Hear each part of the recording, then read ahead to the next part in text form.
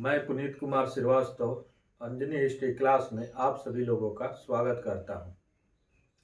आज की क्लास प्राचीन भारत के इतिहास के स्रोत के संदर्भ में ही चलेगी और आज की क्लास में हम लोग दारा शिकोह को पढ़ेंगे, जो मुगल राजकुमार था, जो शाहजहां का पुत्र था और मुगल राजकुमार था, जिसकी दिलचस्पी या जिसका रुचि खासकर भारतीय ग्रंथों में उपनिषदों में थी। उसने उपनिषद को फारसी भाषा में अनुवाद कराया। जो दारा शिकोह राजकुमार था, मुगल राजकुमार शाहजहां का पुत्र, उसने मुख्यतः काशी के जो ब्राह्मण थे या काशी के जो पंडित जी लोग थे, उनकी सहायता से 52 उपनिषदों का, 108 उपनिषद हैं, उनमें 52 उपनिषदों का वह फारसी भाषा में अनुवाद करवाया। यह किसी भी भाषा में उपनिषदों का क्या है, यह अनुवाद है। मतलब सर्वप्रथम उपनिषदों का फारसी भाषा में अनुवाद हुआ और यह अनुवाद फारसी भाषा में होने के बाद लोग फ्रेंच भाषा में और लैटिन भाषा में इसका अनुवाद विद्वानों ने, अलग अलग देशों के लोगों ने इसको क्या किया, अनुवादित किया। तो आज हम लोग दारा शिकोह द्वारा अनुवादित इन फारसी ग्रंथों को, उपनिषदों द्वारा, ये उपनिषदों का जो अनुवाद हुआ है फारसी भाषा में, आज हम लोग उनका अध्ययन करेंगे। तो आइए आज हम पढ़ते हैं दारा शिकोह द्वारा अनुवादित 52 उपनिषद।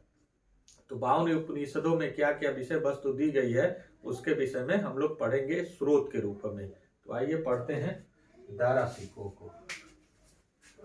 दारा शिकोह, दारा शिकोह, दारा शिकोह, ये दारा शिकोह है। दारा शिकोह कौन है? मुगल राजकुमार है। क्या है? मुगल राजकुमार है, मुगल राजकुमार, और शाहजहां का पुत्र है। किसका पुत्र है? शाहजहां का पुत्र है, शाहजहां का पुत्र है, ये शाहजहां का पुत्र है। तो आज हम दारा शिकोह की उस कृति को पढ़ेंगे जिसके लिए वह विश्व प्रसिद्ध हैं, क्योंकि दारा शिकोह ने ही उपनिषदों का फारसी भाषा में सर्वप्रथम अनुवाद किसी भाषा में अगर हुआ तो फारसी भाषा में हुआ। और इन्होंने किनकी सहायता से? काशी के जो ब्राह्मण है, काशी के ब्राह्मणों की सहायता से ही इन्होंने फारसी का क्या किया, फारसी का अनुवाद कराया। 52 उपनिषदों का। कितने उपनिषदों का? 52 उपनिषदों का। कुल उपनिषदों की संख्या कितनी है? 108 उपनिषद है। 108 में 52 उपनिषदों का अनुवाद दारा शिकोह ने काशी के ब्राह्मणों के सहायता से किया था। तो उसी संदर्भ में हम लोग यहाँ पढ़ेंगे दारा शिकोह। तो दारा शिकोह ने 52 उपनिषदों का फारसी में अनुवाद कराया। दारा शिकोह ने 52 उपनिषदों का, कितने उपनिषदों का? 52 उपनिषदों का फारसी भाषा में अनुवाद कराया। किस भाषा में? फारसी भाषा में, फारसी भाषा में अनुवाद कराया। क्या कराया? अनुवाद कराया। तो जो संस्कृत में है, तो 52 उपनिषद, कितने उपनिषद? 52 उपनिषदों को फारसी भाषा में अनुवाद कराया। और यह किसकी सहायता से? यह काशी के ब्राह्मणों की सहायता से, काशी के ब्राह्मणों की सहायता से, काशी के जो ब्राह्मण या पुजारी लोग थे की सहायता से।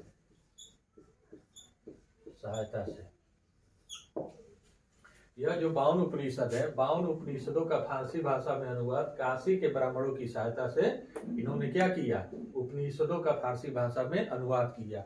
और यह जो फारसी भाषा में उपनिषदों का अनुवाद है, यह किसी भी भाषा में पहला अनुवाद है। मतलब ये उपनिषद सर्वप्रथम फारसी भाषा में ही अनुवादित या अनुवाद किए गए। तो इस प्रकार हम लोगों ने देखा। अब आगे देखते हैं कि उसने स्वयं सिर्रे अकबर या सिर्रे असरार नाम से उपनिषदों का अनुवाद किया। किस नाम से? सिर्रे अकबर या सिर्रे असरार। सिर्रे अकबर, क्या? सिर-ए अकबर,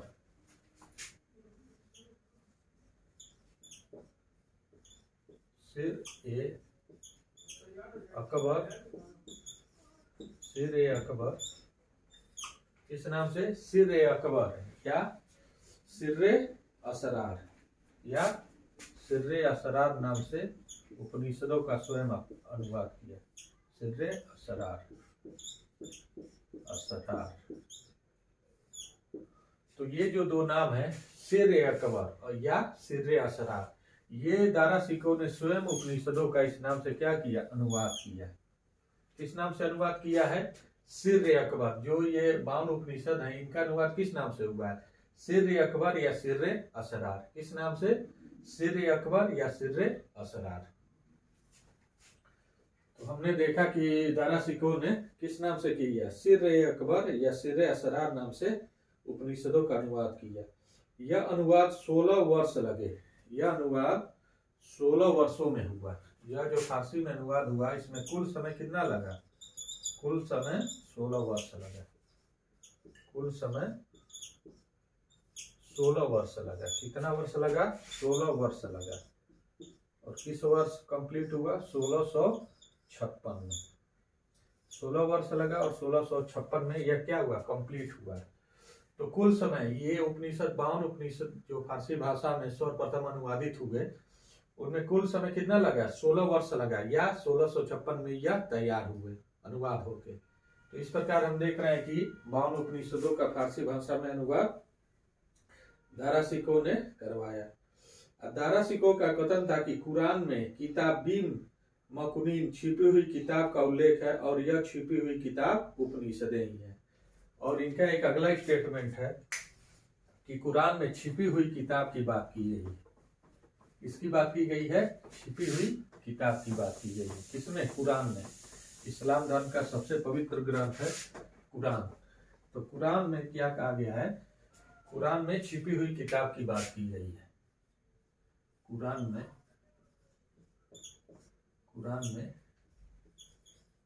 छिपी हुई पुस्तक की बात की गई है। पुस्तक की बात की गई है। और कुरान में छिपी हुई पुस्तक की बात की गई है जिसे किताबीन मकुनीन कहा गया है। क्या कहा गया है, किताबीन मकुनीन। किताबीन मकुनीन कहा गया है। किताबीन मकुनीन कहा गया है। मकनूनीन कहा गया है। इसको हम समझते हैं। कुरान में किताबीन मकुनीन की बात की गई है। मतलब कुरान जो इस्लाम का सबसे पवित्र ग्रंथ माना जाता है उसमें बताया गया है कि इसमें किताबीन मकुनीन है। मतलब एक छिपी हुई किताब की बात की गई है। और उसको दारा सिकोह क्या कहते हैं, उसको दारा सिकोह उपनिषद कहते हैं। क्या कहते हैं, इस छिपी हुई किताब को वो क्या कहते हैं, उपनिषद कहते हैं। वह छिपी हुई किताब कौन सी है, उपनिषद है। इस प्रकार हम देख रहे हैं कि कुरान में जो किताबीन मकुनीन, जिसका मतलब होता है छिपी हुई पुस्तक। क्या होता है, छिपी हुई पुस्तक। तो कुरान में किताबीन मुकनीन जो छिपी हुई पुस्तक की बात की गई है वह पुस्तक कौन सी है, दारा सिकोह के अनुसार वह पुस्तक उपनिषद है। क्या है, उपनिषद है। तो इस प्रकार हम लोगों ने देखा कि कुरान में छिपी हुई पुस्तक के विषय में बात की गई है और वह क्या है, उपनिषद है। दारा सिकोह उपनिषदों को दैवी रहस्य का भंडागार कहता था। दैवी रहस्यों का भंडागार कहता था। उपनिषदों को दैवी रहस्य का भंडागार कहता था। दैवी रहस्य का क्या कहता था, भंडागार कहता था। भंडागार कहता था। तो दारा सिकोह उपनिषदों को क्या कहता था, दारा सिकोह उपनिषदों को दैवी रहस्य का भंडागार कहता था। क्या कहता था, दैवी रहस्यों का। किसका, दैवी रहस्यों का भंडागार है। कौन, उपनिषदें। जो उपनिषद पुस्तकें हैं वो दैवी रहस्य के क्या है, भंडागार है। तो दारा सिकोह ने दैवी रहस्य को क्या कहा है, उपनिषदों का दैवी रहस्य भंडागार है। तो उपनिषदें क्या है, दैवी रहस्यों के भंडागार हैं। 1640 में दारा सिकोह कश्मीर की यात्रा पर गया। 1640 में। तो उपनिषदों को दैवी रहस्य का क्या कहा गया है, भंडागार। किसके अनुसार, दारा सिकोह के अनुसार। 1640 में कश्मीर की यात्रा पर दारा शिकोह जाता है 1640 में। कब? 1640 ईस्वी में दारा शिकोह कश्मीर की यात्रा पर जाता है और वहां पर वह उपनिषदों की चर्चा सुनता है, उपनिषदों की महत्ता के विषय में जानता है। तब वह रुचि लेता है उपनिषद पढ़ने के लिए। क्या? तब वह क्या करता है? रुचि लेता है उपनिषदों को पढ़ने के लिए। और यहीं पर उसने क्या किया? इसी वर्ष एक सम्मेलन उपनिषदों पर आयोजित किया। कश्मीर में ही उपनिषदों पर एक सम्मेलन आयोजित किया। उपनिषदों पर एक सम्मेलन आयोजित किया। उपनिषदों पर एक सम्मेलन आयोजित किया। एक सम्मेलन आयोजित किया। क्या किया? एक सम्मेलन आयोजित किया। आयोजित किया। तो 1640 में ये दारा शिकोह कश्मीर की यात्रा पर जाता है और यहीं पर सर्वप्रथम वो उपनिषदों की चर्चा सुनता है, उसकी महत्ता के विषय में जानता है। और यहीं पर इसने 1640 में ही कश्मीर में ही उपनिषदों पर एक सम्मेलन आयोजित करता है। क्या करता है? एक सम्मेलन आयोजित करता है। इस प्रकार हम लोगों ने देखा कि उपनिषद क्या है? देवी रहस्य के भंडागार है। और इस सम्मेलन में भारत के सूफी संत विद्वानों को क्या किया गया? आमंत्रित किया गया था उपनिषदों पर चर्चा करने के लिए। तो 1640 में, कब? 1640 में दारा शिकोह कश्मीर की यात्रा पर जाता है और वहां जाता है तो क्या सुनता है? वहां जाने पर वह उपनिषदों के विषय में सर्वप्रथम सुनता है, उसकी महत्ता को जानता है। और इसी आधार पर उसने क्या किया? कश्मीर में ही एक सम्मेलन बुलाया और उस सम्मेलन में भारत के सूफी संत विद्वान और जानकार लोगों को क्या किया? एकत्रित किया और इस पर क्या किया? लंबे समय तक चर्चाएं चलाई। और उसके बाद इसने क्या किया? फारसी भाषा में 52 उपनिषदों का अनुवाद करवाया। इस प्रकार हम लोगों ने देखा। अब आगे देखते हैं कि दारा शिकोह के फारसी अनुवाद को बर्नियर एक विद्वान है अपने साथ फ्रांस ले गए। कहाँ ले गए? फ्रांस ले गए। बर्नियर, दारा शिकोह द्वारा अनुवादित पुस्तक को बर्नियर एक विद्वान है, वह फ्रांस लेके गए। कहाँ लेके गए? फ्रांस लेके गए। दारा शिकोह द्वारा अनुवादित उपनिषद को बर्नियर विद्वान कहाँ ले गए? फ्रांस ले गए। बर्नियर विद्वान कहाँ ले गए? फ्रांस ले गए। अपने साथ कहाँ ले गए? फ्रांस ले गए। बर्नियर विद्वान भारत मुगल काल में आते हैं और यह जो दारा शिकोह द्वारा अनुवादित उपनिषदें हैं, इनको ये अपने साथ लेके कहाँ जाते हैं? फ्रांस जाते हैं। कहाँ जाते हैं? फ्रांस जाते हैं। और फ्रांस में एक विद्वान है आक्वेंतिल दु पेर्रा।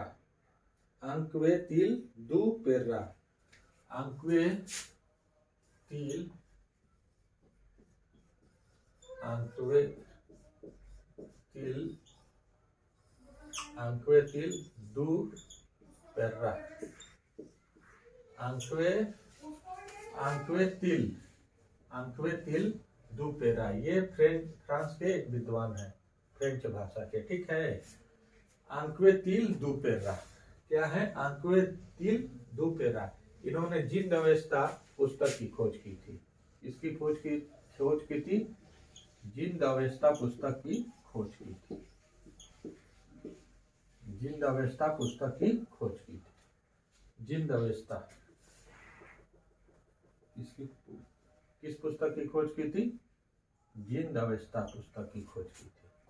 किस पुस्तक की खोज की थी? जिंद अवस्था। बहुत महत्वपूर्ण है जिंद अवस्था। तो आंक्वेतिल दु पेर्रा ये फ्रेंच के विद्वान हैं।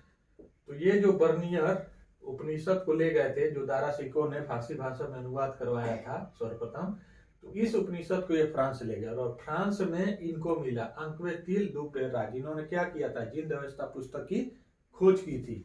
अब आंक्वेतिल दु पेर्रा ने इस पुस्तक को 2 भाषा में, कितनी भाषा में? 2 भाषा में लिखा। कितनी भाषा में लिखा? 2 भाषा में लिखा। एक फ्रेंच में लिखा, एक फ्रेंच भाषा में लिखा। इस पुस्तक को। तो ये क्या है? अप्रकाशित है, अप्रकाशित है।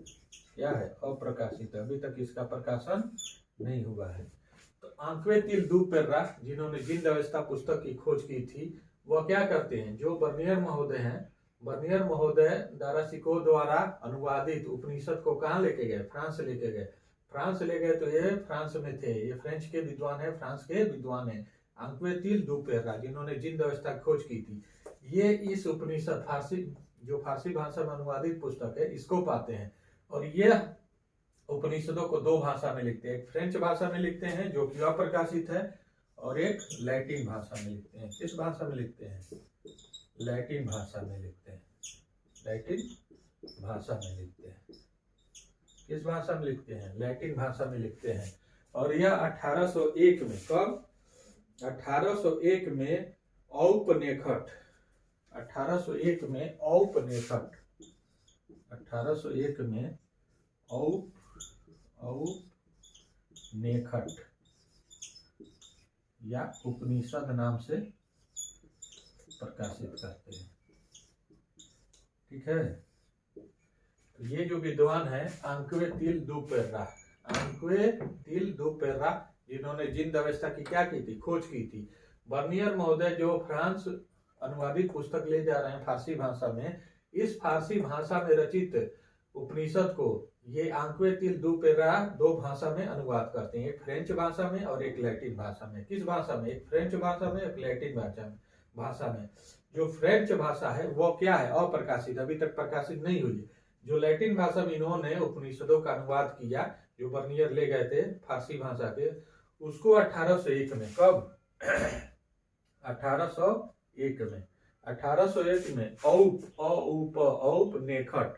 औपनिषद या उपनिषद नाम से क्या करते हैं? प्रकाशित करते हैं उपनिषदों को।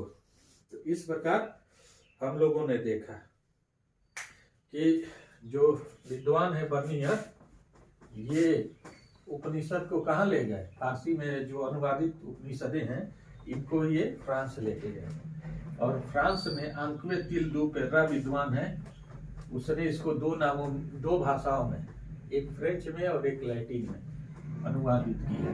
तो फ्रेंच वाला अनुवाद अभी प्रस्तुत नहीं हुआ है, जो उपनिषद का अनुवाद हुआ है फ्रेंच भाषा में। लैटिन भाषा में औपनिषद नाम से 1801 में, या उपनिषद नाम से आंक्वेतिल दु पेर्रा द्वारा लैटिन भाषा में जो अनुवाद किया गया, वह 1801 में प्रकाशित हुआ है।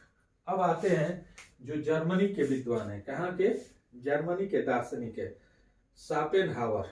जर्मनी के दार्शनिक हैं शापेनहावर।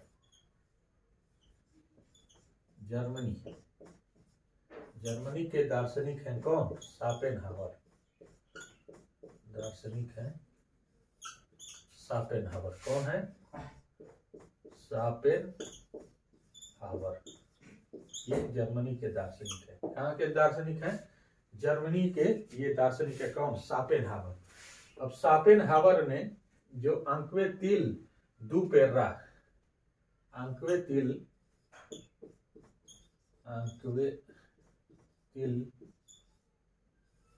दु पेर्रा, ये फ्रांस के विद्वान हैं, जिन्होंने उपनिषदों का क्या दो भाषाओं में अनुवाद किया। तो शापेनहावर कहाँ के दार्शनिक है? जर्मनी के दार्शनिक है। इन्होंने आंक्वेतिल दु पेर्रा द्वारा अनुवादित लैटिन भाषा का उपनिषद, कौन? लैटिन भाषा में जो अनुवाद उपनिषदों का हुआ है, उसका अध्ययन किया, उपनिषद का अध्ययन किया। ठीक है। जो लैटिन, ये दो भाषा में अनुवाद किए हैं उपनिषद का, एक फ्रेंच भाषा में, एक लैटिन भाषा में। तो फ्रेंच वाला प्रकाशित नहीं हुआ है, लैटिन वाला प्रकाशित हुआ है, और उसका नाम क्या है? उसका नाम है औपनिषद।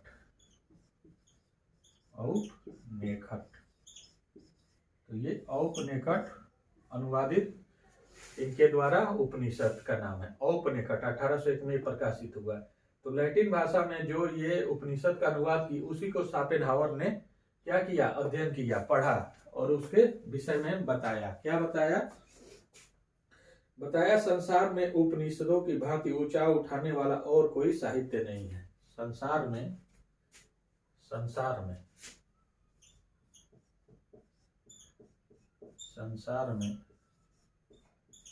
ये स्टेटमेंट है शापेनहावर का। किसका है? शापेनहावर का। संसार में उपनिषदों की भांति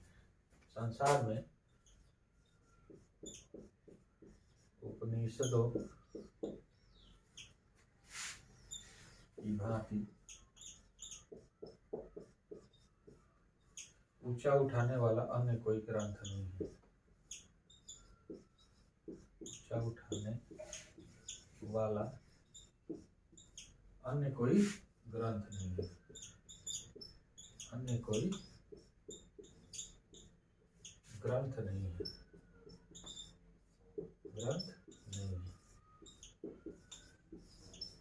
ठीक है। तो संसार में उपनिषदों की भांति ऊंचा उठाने वाला और कोई ग्रंथ नहीं है। यह साहित्य मेरे जीवन का सहारा है। तो शापेनहावर ने क्या कहा? शापेनहावर ने कहा संसार में उपनिषदों की भांति ऊंचा उठाने वाला अन्य कोई ग्रंथ या साहित्य नहीं है। और इन्होंने क्या कहा? और इन्होंने आगे कहा यह मेरे जीवन का सहारा है। क्या है? यह मेरे जीवन का सहारा है। यह मेरे जीवन का सहारा है।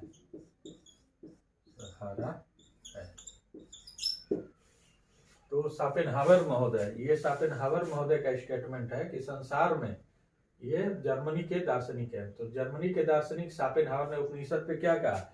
संसार में उपनिषद की भांति ऊंचा उठाने वाला अन्य कोई ग्रंथ नहीं है और यह मेरे जीवन का सहारा है और यही मेरी मृत्यु की सांत्वना बनेगा।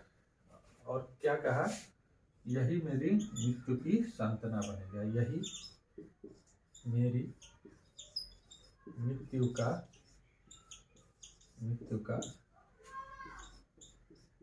सांत्वना बनेगा। क्या बनेगा? यही मेरी मृत्यु का सांत्वना बनेगा। तो ये शापेनहावर ने कहा। शापेनहावर ने क्या कहा? संसार में उपनिषदों की भांति ऊंचा उठाने वाला अन्य कोई ग्रंथ नहीं है। यही मेरे जीवन का सहारा है और यही मेरी मृत्यु का सांत्वना बनेगा। ये कौन कहा? शापेनहावर ने कहा, जो जर्मनी के दार्शनिक है।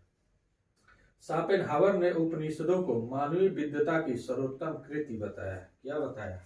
मानवीय विद्वता का सर्वोत्तम कृति बताया शापेनहावर ने। तो शापेनहावर ने उपनिषदों को क्या बताया? मानवीय विद्वता की सर्वोत्तम कृति बताया। तो ये उपनिषद से बहुत ज्यादा प्रभावित थे शापेनहावर, जो अनुवाद किया था दारासी को फारसी भाषा में। तो शापेनहावर ने क्या कहा?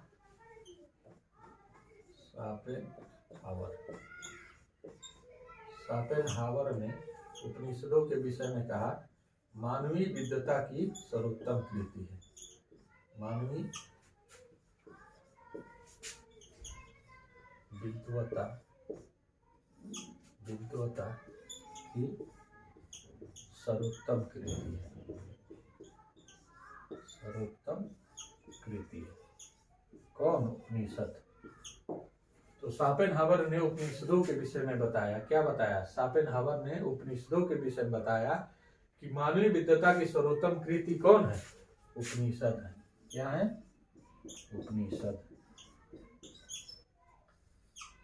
तो शापेनहावर ने उपनिषदों के विषय में बताया कि मानव विद्वता की, माने मानव जो ज्ञान है उसमें सर्वोत्तम कृति कौन सी है? तो वो सर्वोत्तम कृति है उपनिषद। ये बताया शापेनहावर ने। क्या बताया? कि मानवीय विद्वता की सर्वोत्तम कृति उपनिषद को बताया और अपने गुरुत्रयी प्लेटो तथा कांट में सम्मिलित किया। और अपने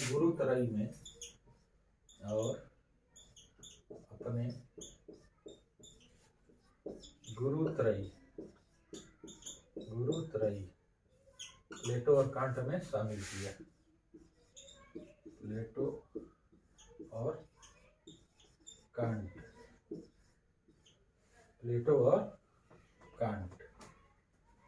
प्लेटो और कांट में शामिल किया। हमने गुरुत्रयी प्लेटो और कांट में क्या किया, उपनिषदों को शामिल किया, plus Plato plus Kant plus Upanishad को शामिल किया। तो शोपेनहावर के गुरुत्रयी में कौन है, प्लेटो है, कांट है और उपनिषद है। तो शोपेनहावर ने अपने गुरुत्रयी क्या, प्लेटो कांट तथा उपनिषद, 3 लोगों को गुरु मानता है, प्लेटो कांट और उपनिषद को। तो वही अपने गुरुत्रयी में प्लेटो कांट और उपनिषद को शामिल किया। मैक्स मुलर ने उपनिषदों को समस्त मानवता के लिए सबसे बड़ा वरदान बताया। मैक्स मुलर ने क्या बताया, मैक्स मुलर ने उपनिषदों को मानवता के लिए वरदान बताया। मैक्स मुलर ने उपनिषदों को लेकर क्या कहा, वह कहा यह मानवता के लिए वरदान है। क्या है, वरदान है। तो मैक्स मुलर विद्वान ने उपनिषद को क्या कहा, उपनिषद को कहा संसार के समस्त मानवता के लिए क्या है, वरदान है, समस्त मानवता के लिए सबसे बड़ा वरदान है। उपनिषद क्या है, समस्त मानवता के लिए वरदान है, समस्त मानवता के लिए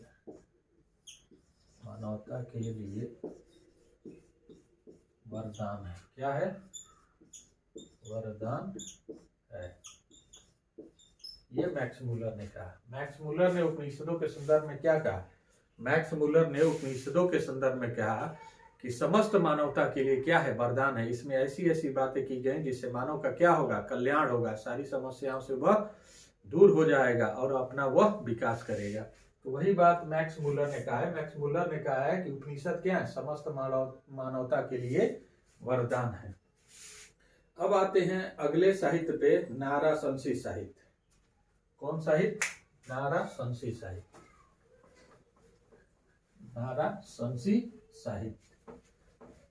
नाराशंसी साहित्य में ऋषियों और राजकुमारों के विषय में बताया गया। जो नाराशंसी साहित्य है, नाराशंसी साहित्य में राजाओं तथा ऋषियों के स्तुतिपरक गीत है। नाराशंसी साहित्य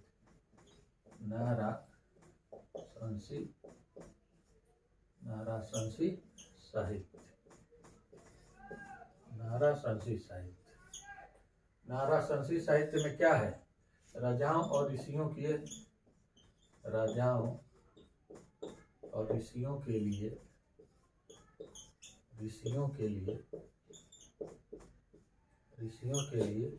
स्तुतिपरक गीत है। क्या है,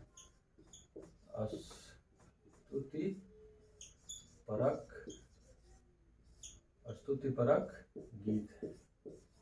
क्या है, स्तुतिपरक गीत है।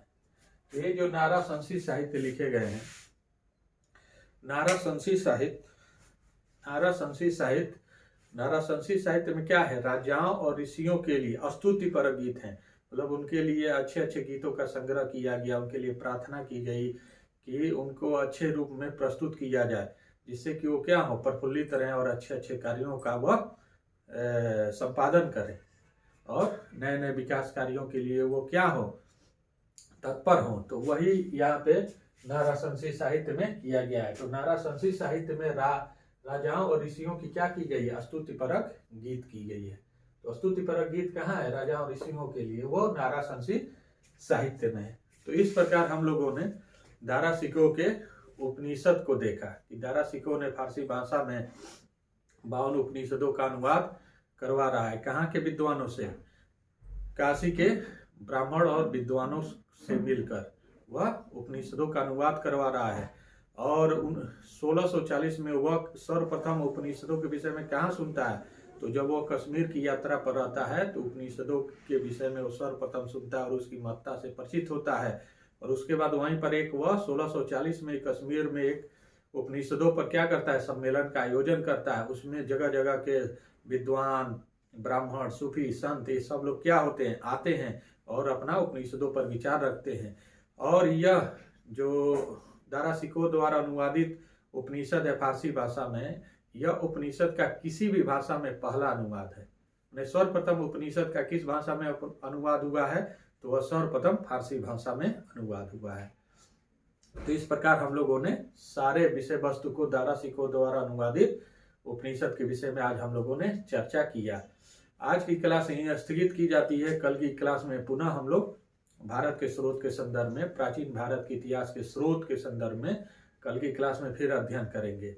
तब तक के लिए इस क्लास को स्थगित की जाती है। मैं पुनीत कुमार श्रीवास्तव आप सभी लोगों का बहुत बहुत धन्यवाद करता हूँ। धन्यवाद।